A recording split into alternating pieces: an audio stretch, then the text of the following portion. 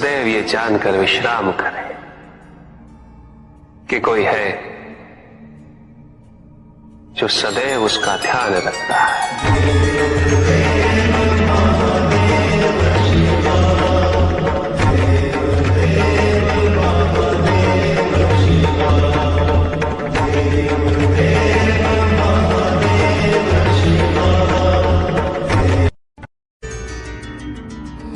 भक्त की भक्ति और उसकी श्रद्धा से प्रसन्न होकर उसके राधे उसे दर्शन अवश्य देते,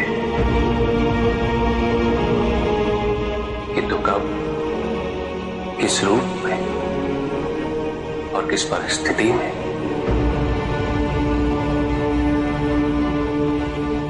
इसका पूर्व ज्ञान होना भक्त के लिए संभव नहीं होता। जब जब भक्त भगवान का ध्यान करता है,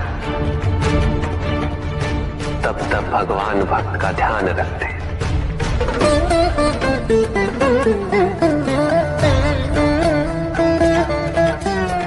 किंतु जिस क्षण भक्त भगवान का ध्यान नहीं करता,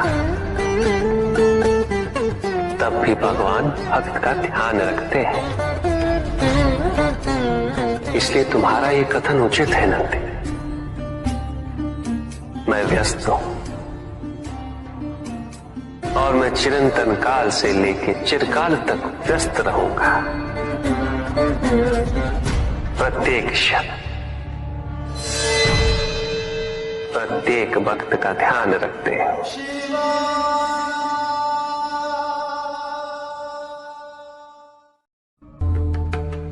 जिसके कारण स्वार्थ, विनाश, क्रूरता, अशांति और भय में वृद्धि हो,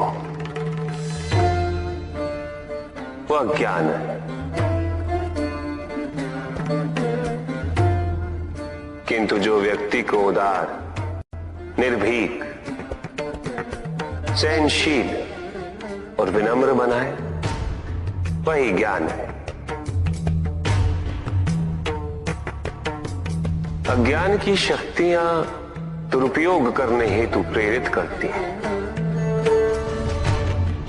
किंतु जो अपनी शक्तियों और अपने सामर्थ्य के प्रति अपने उत्तरदायित्व को समझाए, जो न केवल अपने अपितु अपने से पहले संसार के उद्धार हेतु प्रोत्साहित करे, वो ज्ञान है। ज्ञान का मूल उद्देश्य ही परोपकार है, सृजन है। दूसरों की भावनाओं को समझना, उनका आदर करना, यही ज्ञान है।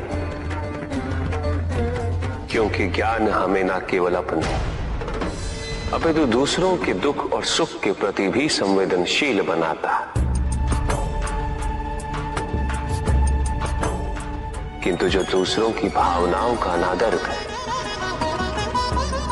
उसे ज्ञान की श्रेणी में कैसे रखा जा सकता है? अज्ञान के कारण व्यक्ति सांसारिकता में बंधता जाता है, मोह माया में उलझता जाता है। अज्ञान परम सत्य से दूर ले जाने का माध्यम है, किंतु ज्ञान व्यक्ति को परम सत्य की ओर ले जाता है। ज्ञान मुक्तिदायक है, मोक्ष का मार्ग है, और इस मुक्तिदायक ज्ञान का सर्वोच्च रूप है आत्मज्ञान। और यही ज्ञान की पूर्णता भी है कि व्यक्ति अपने को समर्पित कर दे, छोड़ दे अहंकार को, तो ब्रह्म की इच्छा ही पूर्ण होती है, और अभी भी वही फलित हो रही है। ऐसा नहीं है कि हम उससे भिन्न फलित करा लेंगे, लेकिन व्यक्ति भिन्न फलित कराने में लड़ेंगे, टूटेंगे, नष्ट हो। कुछ भी सुनने और समझने के लिए मन का मौन रहना आवश्यक है। किंतु मन मौन रहना नहीं जानता। वो तो निरंतर कुछ ना कुछ कहता रहता। प्रतिपल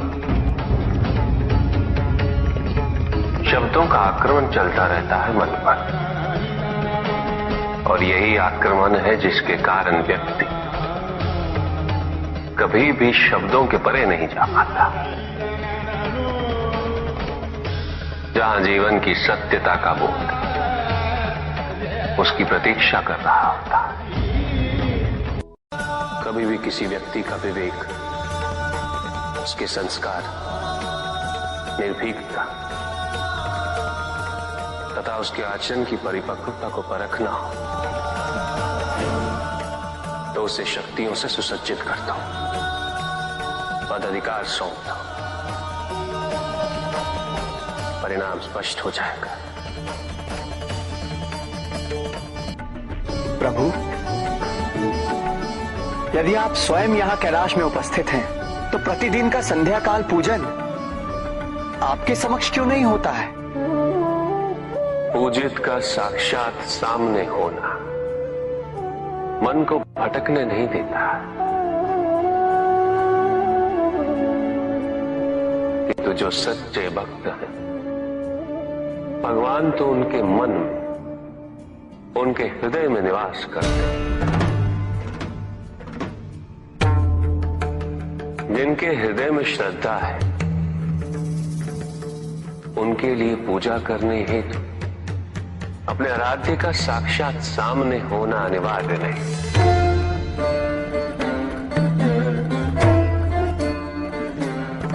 वो तो अपने मन के नेत्रों से प्रतिपल उनके दर्शन पा रहे हैं।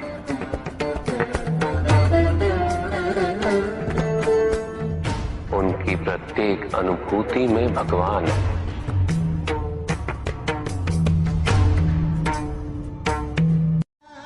सुख आंतरिक होता है, संतोष आंतरिक होता है।